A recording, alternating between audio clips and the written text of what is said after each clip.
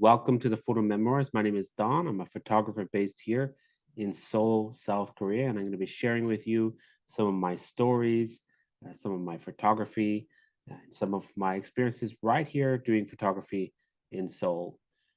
This is going to be kind of a podcast type thing. Of course, on YouTube, we're going to be looking at the actual photographs. Today, I thought I would just do a little video talking about some of the photos I did quite a while ago. This is back in 2015, right out front of Gyeongbokgung Palace here in Seoul, in the kind of historical center of the royal palaces. And nowadays, it's more of a it's got that historical, cultural background, but it's kind of mixed with these, modern business area. So it's a really interesting area to kind of go and see and kind of, explore. If you're here in Seoul, if you're visiting Seoul, of course, you're likely to come and visit here. Back at this time, this is about 7 years ago now, but I had first learned about doing these long exposure photographs.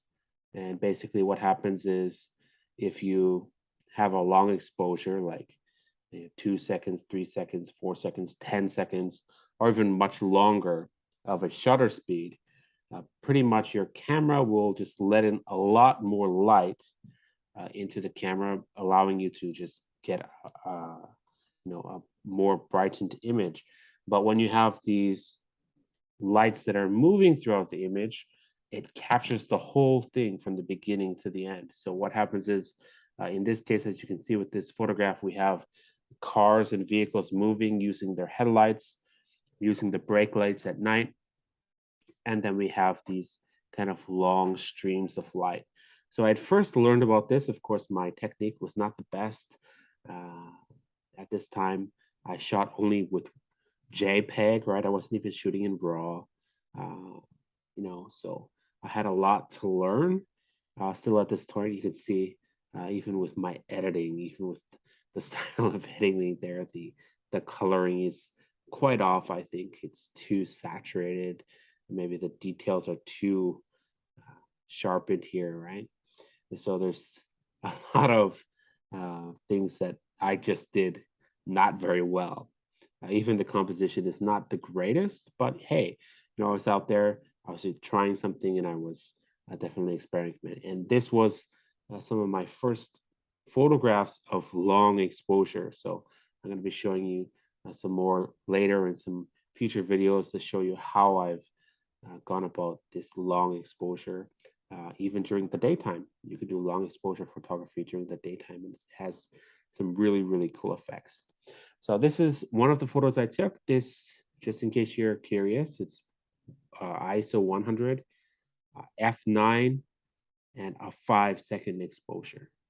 And so we have that kind of, whatever that is, a bus or a vehicle that goes from one part all the way through to the other end of the photograph. So I really like it, and I had a great time out there exploring it. And just take a look at some of the other photographs that I have from that day. Yeah, so same location.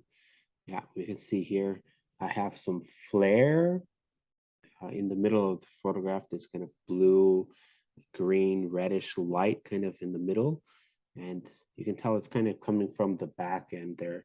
And what I think that is, that's just the flare, because I have a UV filter on my lens, which is generally fine, generally doesn't make too much trouble. But I believe at nighttime, when you have these, fluorescent lights and all these different things, what happens is it gives a little flare off the lens, and then it ends up in the final image. Of course, you can touch it up, in Lightroom or Photoshop or whatnot, but we're not really touching up anything today. We're just kind of looking through. But if you ever wonder what happens, some people love that light flare. And so if you want that look, just go ahead and put a UV filter on your lens and then kind of just experiment. And if you don't like that look, sometimes you risk, taking off that UV lens so that, or the UV filter, so that you can avoid those kind of flares. So just experimenting in the same spot, see how things go through. I like to have multiple colors. I was speaking with another photographer, and he actually what he did was he had the same scene, and what he did was he combined 3 or 4 photographs together, and then what happens is, say he had a blue light coming through, and then he had, a green light coming through from a different photograph. He combined them together so that you get both the blue and the green. So I think that's a really, really cool idea. If you take the time to figure out how to do that, and then you combine the photographs together, then you get both colors. And that's something that I'm going to definitely check out and try out if I'm doing more photography like these. So what I found, we have a car there. What I found was that these buses would come through, and of course, in the bus they have the lights on the inside, and so we have like the bottom of the bus all lit up, but we also have the top of the bus all lit up from the through like the top to the bottom of the bus all lit up. So I found that that was probably the best time to shoot was when these big buses were passing through the frame. And I needed still that long shutter speed to make sure I got it from one point to the other. And I especially love these, right? We had the cars going through just the main street there, but I found that on the angle with a turn, it was just that much more fascinating, kind of get the curve involved. And of course, we have the lights from the cars there waiting at the stoplight, which I thought was really, really, really cool. So, not the best photographs. I was lacking in a lot of ways, but I think this is really, really cool. And if I had some time, I'm gonna definitely go back and try some more.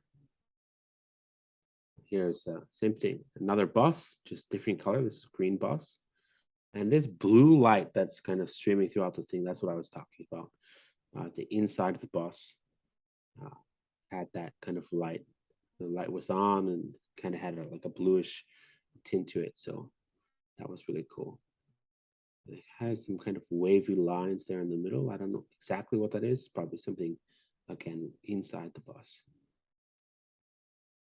Yeah, so what happens here is I started taking the photograph with the vehicle already halfway through. So if you do that, then you don't get that long stream of light.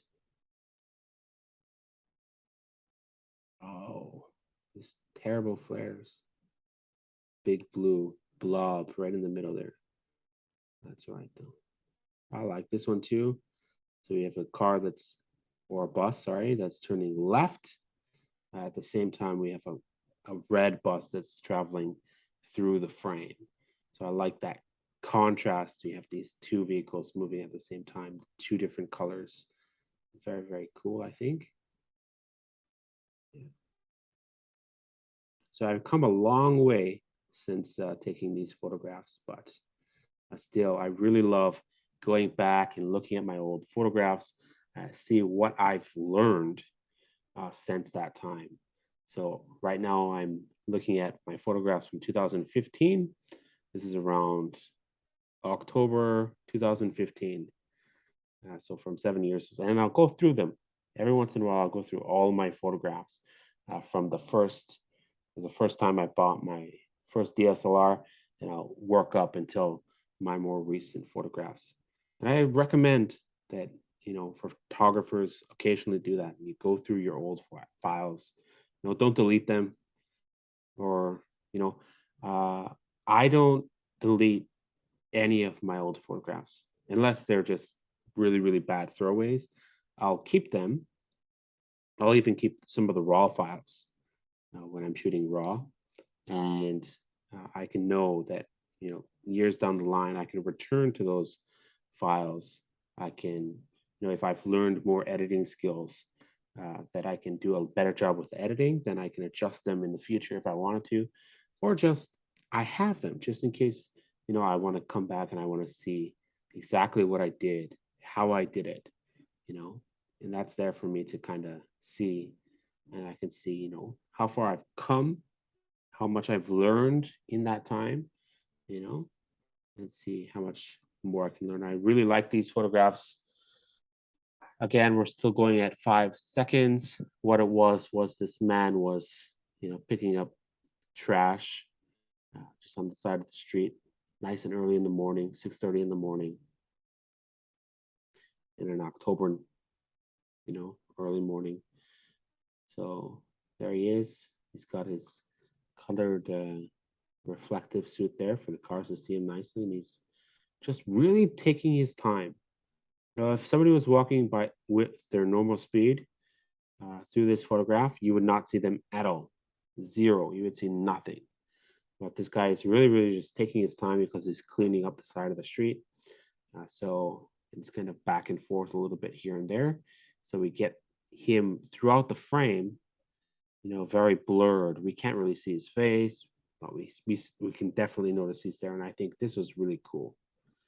I've got him, working there, but I've got also the lights kind of through the background of the cars moving, the cars waiting at the light there too. It was really cool. The only thing that would be better than this is if a big bus was to take that left-hand turn right behind him. That would be awesome. But of course, the timing is everything, right? I can't say, hey, guy, stay here and pick up more garbage until the bus passes by. You don't have that kind of control over the photograph. So you do what you can with what you have, you know, and it's kind of, it's kind of neat. But it's also very interesting to think of some of the possibilities. Uh, Again, can you notice the garbage mat, the worker there in the frame? Yeah. If you see the green and the left side, the left corner, that's him, the same guy. He's just worked his way through the other side of the frame. So I have 15 seconds of this guy through my photographs. Yeah. So let's see what else we have here. Just some cars going through. I'm set up with my tripod. Yeah, you can see all these photographs are at the exact same location. I haven't even moved. They're all in the same place. And I think what I was trying to do was I was trying to later put the photographs together and maybe make a little time lapse, which is possible, right? If you're in the same spot and you take, 400 photographs of the same spot, then you put them all together and make a little video of a time lapse. So I think that's what I was aiming for at this time. So that's why I have all these photographs in the same spot. And I wanted to make a little video clip. Again, we have this red bus. It looks like we also have a car that's mixed in there as well. So there's a car that's made a left-hand turn. What I believe is there's one car to the left of the bus, and then there was a car in front of the bus, and then the bus that followed. So that's why we have this red beam of light that starts a little bit into the frame, and then we have the green bus through it the entire frame. And of course, you can see the red lights on the other side, past the bus to the other side. You can see also the red. So, when there's the light that comes into the camera, it's going to stay there. It's lit. It's going to stay in the frame, even if the light moves on. And when these lights continue to move, you get the lights throughout the whole thing. Again, lights in the bus too make it really cool, right? We got these kind of yellowish, white, blue beams along with just the outside of the bus, which was green. Yeah, so this is probably one of my favorite shots out of the whole bunch. Yeah. So if you've ever wanted to try these long shutter speeds, go out, give it a shot. I'm sure you can do it. All you need is a tripod, and you just need an area, a nice setup with traffic passing through. And there's so many very well done photographs that are way better than this. but I just thought I would show you, some of my old photography here.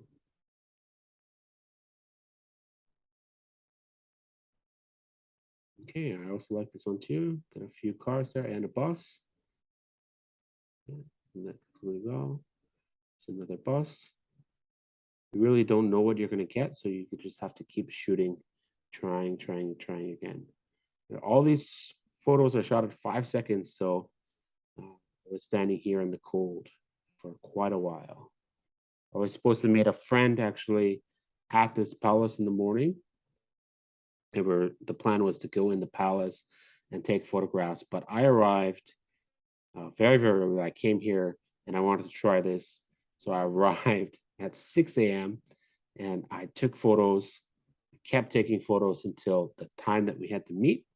And then by that time, I had absolutely no batteries left for my camera. So I was just out. I went to the palace. They took photos. I kind of sit around and let them take photos while I was wondering why I didn't have more backup batteries. So, but I definitely had a lot of fun figuring out these long exposures. And I think I have some really good results. Of course, knowing that they could be better now, but back then I was pretty impressed with I thought these were awesome, and I still think, yeah, hey, I didn't do that bad of a job. It's got some good stuff. This is the same morning, and I just ventured a little bit more and took this nearby stream. So you can tell the difference between these here, the timing.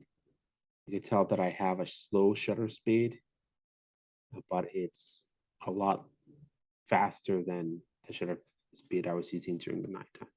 So this is shot at f20, 18 millimeters focal length at half a second, 100 ISO. Okay, so you get all the water that's moving, you get that motion in the water, but you see these people that are standing there, they're almost still, while a couple people in the background are blurred because they're walking. But the guy sitting down at the bench, the guy standing near the stairs, yeah, they were just still for that half a second. So we have them, just look normal in the frame. Okay, the color is much better on this. This is way too yellow and greenish, right? my editing was pretty bad, especially color grading, but this is much better here. Again, shutter speed of 1/4 of a second at f13. And a little bit closer here, we got 33 millimeters focal length. And I was making a little time lapse of these photos. Okay, that's my awful color grading there again. Okay, yeah, that's about it for today. I just wanted to show you what I accomplished, share some of my thoughts, my experiences, stories with you. I'll be doing that frequently here on my channel. And you can just enjoy it as a podcast. You can just listen to it. But I will feature the photographs so we can discuss the photographs together. And then, if there's something that you can take away with it, awesome. If you have any questions about the photographs, or you have any questions about the photography or the places that I visit, just leave me a comment down below. I'm happy to help you out, answer any questions you have, assist you in any way that I can, especially with your photography. So just hit me up, and I'll see you in the next video.